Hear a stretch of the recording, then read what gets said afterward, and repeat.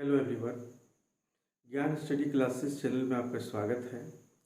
आज का जो विषय है सुल्तान गियासुद्दीन बलबन के बारे में थोड़ी सी हम चर्चा करेंगे कि गियासुद्दीन बलबन जो थे ये भी तुर्क गुलाम सरदारों में से एक थे जो अपनी योग्यता, अपनी सूझबूझ और अपनी कूटनीति से आगे बढ़ते हुए एक सुल्तान भी ये भी बना। तो हमारे जो है गुलाम वंशों में से कुतुबुद्दीन ऐबक, इल्तुतमिश और बलबन जैसे बलिष्ठ योग्य सुल्तान बने। और बलबन के बारे में हम थोड़ी चर्चा करेंगे कि बलबन भी जो है मध्य एशिया के जो रहने वाले, यानी इन्हें भी जो है गुलाम के रूप में मंगोल आक्रमण जब हो रही थी तो बचपन में ही उसे पकड़ लिया गया था और पकड़ करके ख्वाजा जमालुद्दीन के यहाँ बेच दिया गया था। ख्वाजा जमालुद्दीन ने भी अपनी उस बच्चे को यानी इन्हें जो है परवरिश करके अच्छे से शिक्षा दीक्षा करके और उन्हें भी जो है वो तो अपने गजनी में खरीदे थे, लेकिन दिल्ली में आकर जो है इल्तुतमिश के पास बेच दिया। इस तरह से इसकी जो है कहानी बढ़ती गई और हम देखते हैं कि इन्होंने भी जो है बलबन भी जो है अपने सूझबूझ, अपनी योग्यता का परिचय देते हुए इल्तुतमिश के समय में ही जो है जिस समय उन्होंने तुर्कान चहलगानी जो 40 सरदारों का गुट बनाए थे उन सरदारों में से बलबन को भी बनाया था, क्योंकि वह भी जो है एक योद्धा और बहुत ही सूझबूझ वाला व्यक्ति था। ये तुर्कान चहलगानी के सदस्य रहे इल्तुतमिश के समय। उसी तरह हम देखते हैं कि रजिया सुल्तान इसके बाद जब बने थे सुल्तान, तो उनके समय में भी जो है ये हमारा पद जो है अमीर शिकार का जो है पद दिया गया, अस्तबल का जो है प्रधान था, इन्हें भी दिया गया। इसी प्रकार हम देखते हैं कि बहराम शाह के समय में भी जो है अमीर आखुर जो है का पद दिया गया, जिससे असुसालाकर था। उसी तरह जो है मसूद शाह के समय भी जो है अमीर हाजिब का पद दिया गया था, जो उस समय प्रतिहारी कहा जाता था। इसी समय जो है हाँसी और रेवाड़ी का भी सूबेदार जो है इन्हें दिया गया था। तो इस तरह से इनकी चलती रही कहानी, लेकिन अंत में देखते हैं कि नासिरुद्दीन महमूद जब सुल्तान बने तो उस समय जो है ये अपने इतनी स्वामी भक्ति और अपनी योग्यता का परिचय दिया, उससे इतना प्रेम उनके से संबंध हुआ, जिसके कारण अंतिम रूप से जो है इन्हें नायब मुमलिकात का जो है पद दिया गया। एक तरह से यह जो पद जो है उप सुल्तान की उपाधि होती है, तो उप सुल्तान की जो है पद देकर इन्हें खुश किया।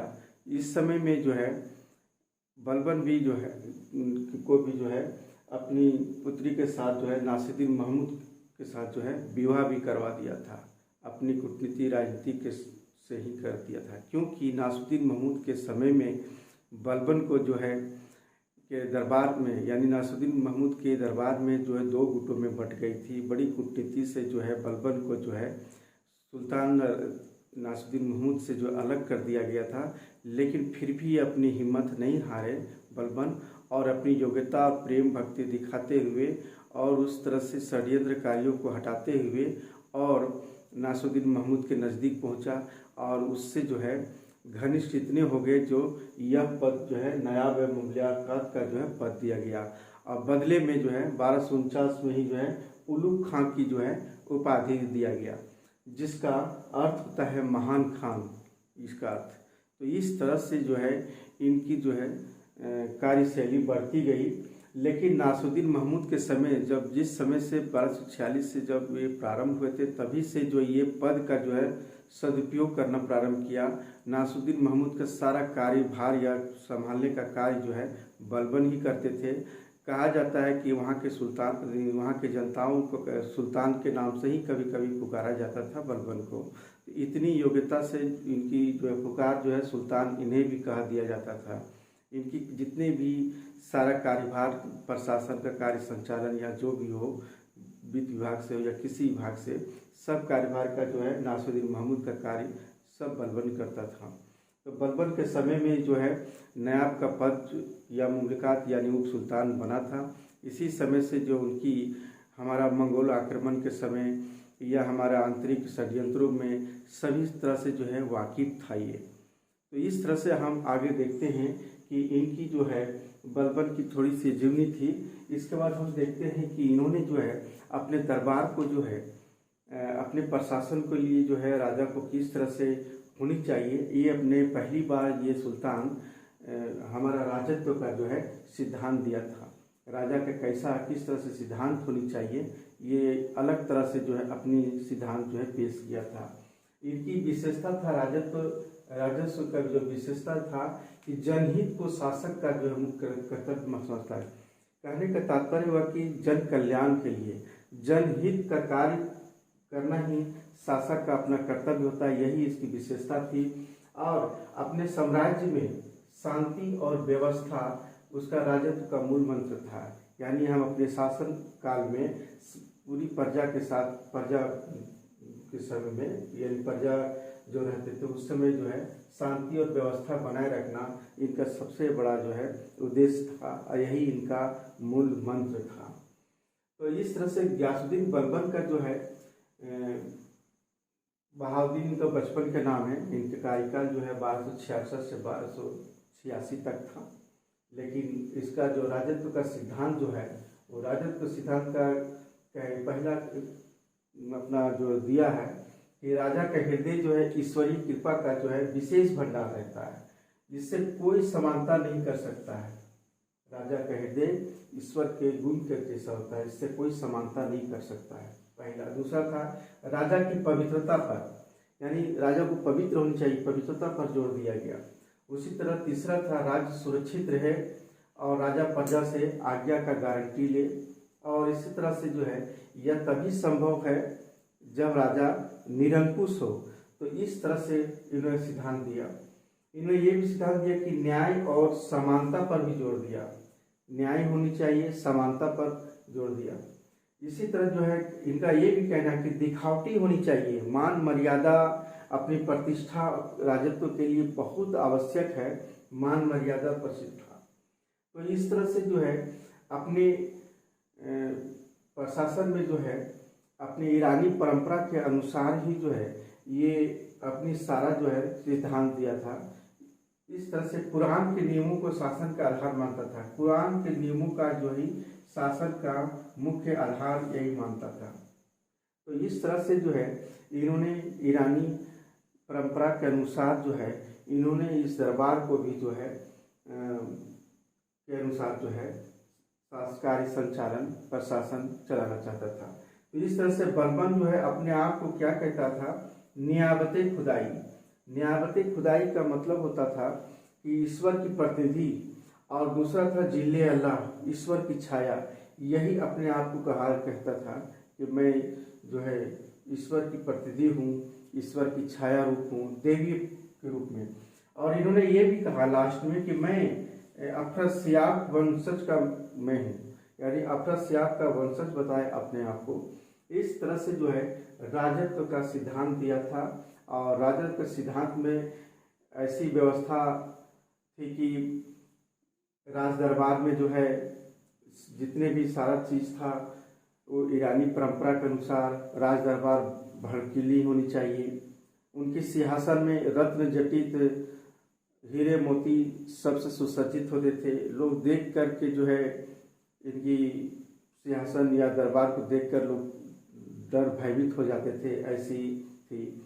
ऐसे भी बलबन जो है देखने में तो भड़कीले लगते थे और इतने सुसज्जित से हीरे मोती से स्वर्ण से इतने सुसज्जित होते थे जिसके कारण से जो है भयभीत भी दिखते थे। तो लोगों को थोड़ा भयभीत करना इनका निरंकुशता पर जोर दिया था और इन्होंने जो है ये राजत्व का सिद्धांत दिया। आगे हम चलते हैं इसके बारे में प्रशासनिक कार्य। प्रशासनिक कार्य में हम देखते हैं ये राज दरबार में जब रहते थे तो कभी कोई किसी सामान्य लोगों से या आम आदमी से या व्यक्ति से कभी बातचीत नहीं करता था, वह बल्कि जो है वजीर से ही सिर्फ बात करता था, वजीर से ही सिर्फ बात करता था। और इन्होंने इसलिए किया कि सुल्तान के जो पद को जो है वह विशिष्ट बनाने के लिए किया था, यानी विशिष्ट बनाने के लिए किया था। तो इसीलिए जो है वो किसी से बात नहीं करता था। इनके दरबार में जो है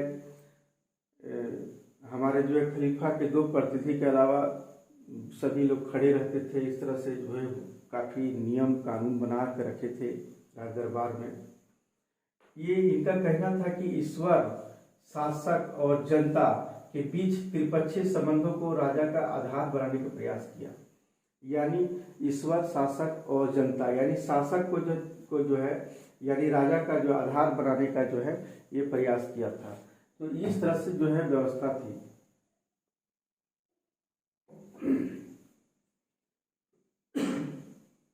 इन्होंने सबसे पहले प्रशासनिक कार्य में जो है सैन्य विभाग यानी दीवान अर्ज की जो है इन्होंने स्थापना किया था सेना का पुनर्गठन करने के लिए, क्योंकि बहुत जरूरी था ये प्रशासन के लिए। और सबसे पहले सैन्य विभाग दीवान अर्ज की स्थापना किया। इसका जो प्रधान जो था वो आरिज मुमालिक, इसका जो इनके समय में इमादुल मुल्क जो है काफ़ी इनके गरीब थे और जो काफ़ी योग्यता भी था इन्हें, तो आरिज मुमालिक बनाया था इमादुल मुल्क को। तो इस तरह से जो है अपने प्रशासन में जो आयरन एंड ब्लड की नीति अपनाई, लो एवं रक्त की नीति अपनाई। अपने शासन काल में जो है बहुत टीट फॉर टाइट, लो एवं रक्त की नीति अपनाई थी।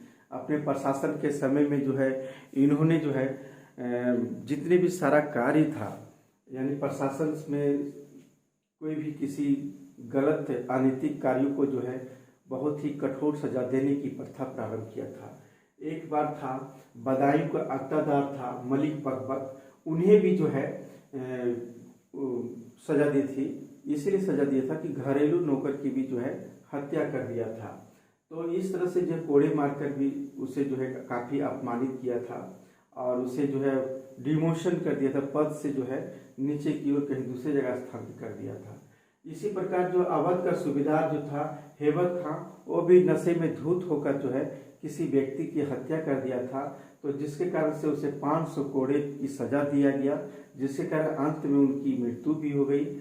और इस तरह से उसके संबंधी जो महिला थे उसके घर के, उसे 20,000 का टंका भी उसे दे करके शांत किया मामला। इसी तरह इनके भाई जो थे शेर खां सुंकर, ये भी जो है बलबन जो है जब सिंहासन रूढ़ हो रहे थे, सिंहासन पर बैठ रहे थे, तो कभी इनके पास नहीं आए, काफ़ी ईर्ष्या करते थे, द्वेष था उनसे और काफ़ी जो है महत्वाकांक्षा था इसे, जिसके कारण से जो है बलबन इनसे नाराज भी हो गए और इनसे ईर्ष्या करते थे और ये सोचते थे कि कभी हमें मौका मिले तो हम भी सुल्तान बने। इस तरह से इसी चाह रखने वाले थे। तो इन्हें षड्यंत्र के द्वारा से पता चल गया। अंतिम में जो है अपने चचेरे भाई को भी जो है 20 देकर जो है हत्या कर दिया। तो अपने प्रशासन में जो है काफ़ी कठोर दंडों के सहारे के द्वारा जो है ये सारा चीज़ को जो है नीति अपनाई। तो इस तरह से आयरन एंड ब्लड की नीति अपनाई। उसी तरह दरबार के रस्म को जो है ईरानी परंपरा के अनुसार ही ढाला था, क्योंकि वहाँ की जो परंपरा थी ऐसा ही जो व्यवस्था थी। तो इसीलिए इन्होंने जो है ईरानी परंपरा के अनुरूप ही जो है अपने राजत्व के सिद्धांत या अपने प्रशासनिक कार्य या अपने सारा कार्य जो है संभाला था। इन्होंने सबसे पहले जो है सर ए जहांदार रखना शुरू किया। सबसे पहला अंगरक्षक जिसको बोलते हैं, कि सर जहांदार जो थे वो सुल्तान के जो है आसपास जो है चारों ओर जो है उनके सुसज्जित योद्धा सैनिक होते थे, जो तलवार से लटके हुए, तलवार से जो है काफ़ी चमचमाती हुई पूरी चारों तरफ से घेरे रखते थे। यानी अंगरक्षक रखना शुरू किया था पहली बार। इसके बाद है नकीबे नकाबा, मतलब दरबार में कोई भी व्यक्ति अगर आता हो तो उसे चिल्लाकर आवाज़ देना, जैसे कोई बाहर से आए तो आवाज़ देकर ही जो है देना। ये भी प्रथा जो है पहली बार जो है इन्होंने बलबन ने प्रारंभ करवाया था। इसी तरह हम देखते हैं इन्होंने ईरानी त्यौहार जो है नौरोज का भी जो था, उन नौरोज को भी जो है इन्होंने भी जो है शुरुआत किया पहली बार। इस तरह से राजदरबार में जो है राजदरबारियों के लिए भी जो है पोशाकें निश्चित कर दी। एक ड्रेस होनी चाहिए, वो ड्रेस में भी बहुत सारे रेशमी सूती सारे चीज़ से सुसज्जित और हीरे मोती से भी सुसज्जित, इस तरह से कुछ ऐसे जो पोशाक जो है निश्चित किए थे। और यहाँ राजदरबार में एक और था कि राजदरबार में कोई हंस नहीं सकते थे, न बोल सकते थे, न किसी का मजाक उड़ा सकते थे। तो कोई बात कर रहा, किसी का कोई रोक टोक भी नहीं कर सकते थे। इतनी प्रतिबंध जो है राजदरबार में दरबारियों को पर प्रतिबंध लगा दिया था। तो इस तरह से जो है अपने प्रशासन में पैबोस और सिजदा, ये दो प्रथा है। यानी सिजदा जो दंडवत करके प्रणाम करना, और पैबोस मतलब उसका दंडवत होकर जो है उसके पैर को या कहा जाता है हाथ को भी चूमना। तो इस तरह से जो यह प्रथा प्रारंभ करवाया था, बलबन ने ही करवाया था। उसी प्रकार हम देखते हैं कि धीरे धीरे चहलगानी को भी समाप्त किया था, क्योंकि हम जानते हैं कि ये भी चहलगानी के सरदार थे इल्तुतमिश के समय। उनकी महत्वाकांक्षा, उनकी मान मर्यादा कैसी थी। तो इस समय इल्तुतमिश के समय में बहुत सारे ऐसे योद्धा जो थे, चहलगानी के सदस्य थे, इस समय भी विराजमान थे। तो इस समय जो है लोगों को यहाँ से लोगों को हटाना, समाप्त करना चाह रहे थे, क्योंकि उनकी महत्वाकांक्षा इतनी जागृत हो रही थी कि सुल्तान के करीब पहुँचने के पर लगे हुए थे। तो इन्होंने जो है लोगों को जो है उत्तर पश्चिम क्षेत्रों में मंगोलों के यहाँ भेज दिया गया है ना। तो कहीं दूसरे जगह जो है भेज दिया गया, जिस कारण से धीरे धीरे लोगों को अपने रास्ते से हटाते गया, क्योंकि ये निरंकुश बलबन निरंकुश शासन स्थापित करना चाहता था अपनी नीति। और ये चहलगानी के सदस्य योद्धा महत्वाकांक्षी पहले से चलती आ रही थी, उनकी भी शक्ति काफी थी, उनकी भी नीति कूटनीति थी। तो ये षड्यंत्र ना हो, जिसके कारण से जो है तुर्कान चहलगानी के सदस्यों को भी जो है धीरे धीरे इन्होंने समाप्त किया। तो इस तरह से हम देखते हैं निम्न कोटि के तुर्कियों को भी जो है उच्च पदों पर बैठाया, नियुक्ति किया। या बहुत पहले से चलते आ रहे थे, इल्तुतमिश के समय से चलते आ रहे थे तुर्क अमीरों की जो है कई बड़े बड़े पदों पर नियुक्त थे, जो अपने महत्वाकांक्षी बने हुए थे।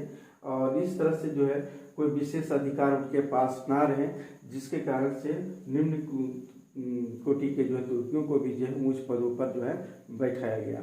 इस तरह से हम देखते हैं कि इन्होंने जो है यथार्थवादी नीति अपनाई। अपने ये पूरे अपने सुल्तान अपने शासन काल में कोई नया प्रदेश नहीं जीता, बल्कि इतने कार्यभार से जो है इन्हें संभलने का मौका नहीं मिला, क्योंकि इनकी जो है राजत्व तो राजा को किस तरह से सिद्धांत देने में इतना समय लगा। प्रशासनिक कार्य, मंगोल की थोड़ी आक्रमण हुई, कुछ आंतरिक षड्यंत्रकारियां हुई, और कोई नया प्रदेश नहीं जीता इन्होंने। तो इस तरह से देखते हैं कि प्रशासनिक कार्य इस तरह से इनकी थी। इसके बाद हम देखते हैं अगला जो है मंगोल आक्रमण, क्योंकि उत्तर पश्चिम सीमा प्रांतों इल्तुतमिश के समय से ही जो है ये प्रारंभ हो गई थी, मंगोलों का आगमन हो गई थी। और इल्तुतमिश के समय में तो जो है मंगोलों का आना तो उस समय नहीं हुआ, लेकिन इसके बाद धीरे धीरे मंगोलों का जो है आना प्रारंभ हो गया, क्योंकि सिंध के ऊपरी भागों तक आकर चले गए थे इल्तुतमिश के बाद। लेकिन बाद में जो है मंगोलों का भी जो है उत्तर पश्चिम सीमा प्रांतों पर जो है आने शुरू कर दिया था। तो मंगोलों ने जो है सबसे पहले जो है इनके समय में लाहौर पर आक्रमण कर दिया। और लाहौर पर आक्रमण जब कर दिया तो इन्होंने संपूर्ण उत्तर पश्चिम क्षेत्रों में जो है वहाँ दुर्ग बनाए, किले बनाए, वहाँ रोकने के लिए मंगोलों को। तो उस समय जो है बड़े बड़े योद्धा तुर्क के जितने अफगान सारे जो थे सैनिक योद्धा थे, सभी को वहाँ पर तैनात करके रख दिया। इस तरह से जो है हमारा बलबन भी जो है मंगोलों के आक्रमण से बचाने का काफ़ी प्रयास किया था। और हम आगे देखते हैं कि 1270 ईस्वी के बाद जो है अपने समय में ही जो है दुर्गों को जो है दो भागों में बांट दिया था। पहली जो दुर्ग था समाना प्रांत का दुर्ग, और दूसरा लाहौर, मुल्तान, सिंध, ये सब का जो है दुर्ग जो है किले को बांट दिया था, अपने पुत्रों में बांट दिया था, ताकि उस समय जो है अपने पुत्र उसके अधीन में रहे और कार्य करें। तो इस तरह से छोटे पुत्र जो था वो बुगरा खां के अधीन में कर दिया गया था, और बड़े पुत्र जो है मोहम्मद खां के जो है अधीन में जो है कर दिया था। तो हम देखते हैं कि जिस समय लाहौर मुल्तान के दुर्ग में जो है मोहम्मद खां के अधीन में जो कर दिया गया था, तो उस समय मंगोलों का जो है आक्रमण हुआ था। और 1286 ईस्वी में तो उस समय जो है मोहम्मद खां जो है मंगोलों के द्वारा जो है हत्या कर दी गई, मारे गए, जिसके कारण से जो है बाद में उन्हें खाने शहीद की उपाधि भी दिया गया था। तो इस तरह से हम देखते हैं कि लाहौर मुल्तान का दुर्ग और समाना प्रांत का दुर्ग दो भागों में बांट करके दोनों को अलग अलग जो है के अधीन कर दिया था पुत्रों में।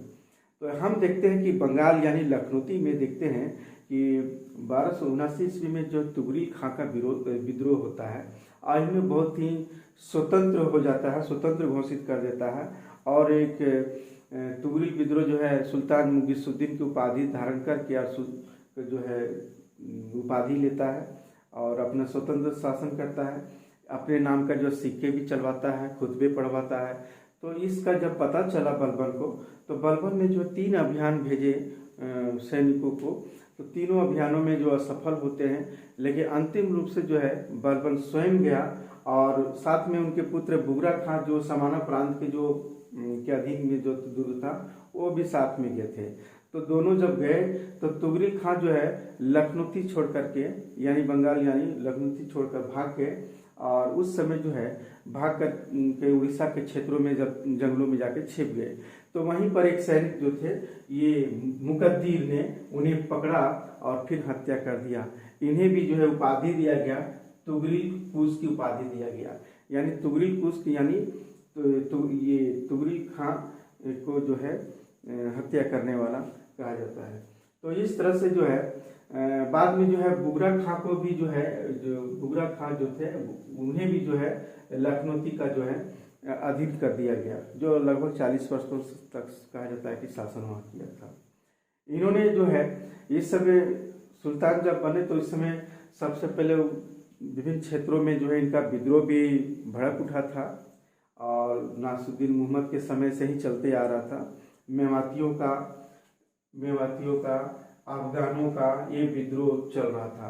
तो ये विद्रोह को काफ़ी दबाया भी, अपने शासन में लोगों को शांति व्यवस्था बहाल करने के लिए दमन का भी सहारा लिया, जहाँ तक संभव हुआ दमन किया लोगों को और दमन करके जो है सड़कों का निर्माण करवाया और लोगों एक दूसरे सड़कों पर जोड़ने का प्रयास किया। साथ ही हमारा जो दिल्ली हरियाणा का जो क्षेत्र है वो सब पूरा जंगल था, तो जंगलों को साफ करवाया और सुरक्षा की व्यवस्था भी करवाया। साथ ही जो है किलों का भी निर्माण करवाया। किलों का बहुत सारे पहले के जो किले थे, मकबरे थे, उन लोगों का भी जो है कुछ जीर्णोद्धार करवाए, किलो करवाए। तो अपने शांति व्यवस्था बहाल करने के लिए जो है बलबन ने जो है काफ़ी प्रयास किया। तो इस तरह से देखते हैं कि सुल्तान गियासुद्दीन बलबन ने जो भी लौह एवं रक्त की नीति, राजत्व का सिद्धांत अपने प्रशासन का आधार बनाकर जो है इन्होंने कार्य किया। तो इस तरह से जो है बलबन भी अपने समय में कहा करते थे कि मैं, ये बहुत ही अच्छी स्टेटमेंट है बलबन ने, क्योंकि ये क्वेश्चन जो है पूछा जाता है कि जब मैं किसी तुच्छ परिवार के व्यक्ति को देखता हूँ तो मेरे शरीर की नाड़ी क्रोध से उत्तेजित हो जाती है। तो इस तरह से स्टेटमेंट है इनका, याद रखेंगे कि बलबन ने कहा कि जब मैं तुच्छ परिवार को देखता तो मेरे शरीर की नाड़ी जो है एकदम काफ़ी उत्तेजित हो जाती है। तो इस तरह से जो है स्टेटमेंट था। इन्होंने नस्लीय जो है श्रेष्ठता के समर्थक थे, जो अच्छे नस्ल के उसकी समर्थक थे। ये बहुत बड़ी इनकी बात थी। ये निरंकुशता पर आधारित यह शासन व्यवस्था थी जो ईरानी परंपरा के अनुसार जो है ये पूरी अपना सल्तनत को जो है शासन को है संभाला था। तो इन्हें कोई नया प्रदेश नहीं जीत पाए, बल्कि जितने भी प्रदेश था उसी प्रदेश में जो है जितने भी कार्यशैली अपने करते रहे। और पहली बार जो है इन्होंने राजत्व का सिद्धांत दिया था और उसी आधार पर प्रशासनिक कार्य भी किया और थोड़ी बहुत जो है मंगोलों आक्रमण से थोड़ा सा बचने का प्रयास किया और थोड़ी जो है बंगाल अभियान किया था। यह इनकी सबसे बड़ी जो है उपलब्धियाँ थी। और ये भी एक गुलाम तुर्क सरदार थे और जो स्वतंत्र हुए और जो बाद में जो है गियासुद्दीन तुगलक बने, जो अपनी योग्यता का परिचय दिया, क्योंकि बहुत बड़ा योद्धा था और राजनीतिक सूझबूझ वाले थे, इसीलिए जो है सुल्तान के पद पर ये बैठे। तो ये थी थोड़ी सी बलबन की जो है चर्चाएं। अगली हम वीडियो में जो है दूसरे सुल्तान के बारे में हम चर्चा करेंगे। तब तक जो है आज का समाप्त करते हैं।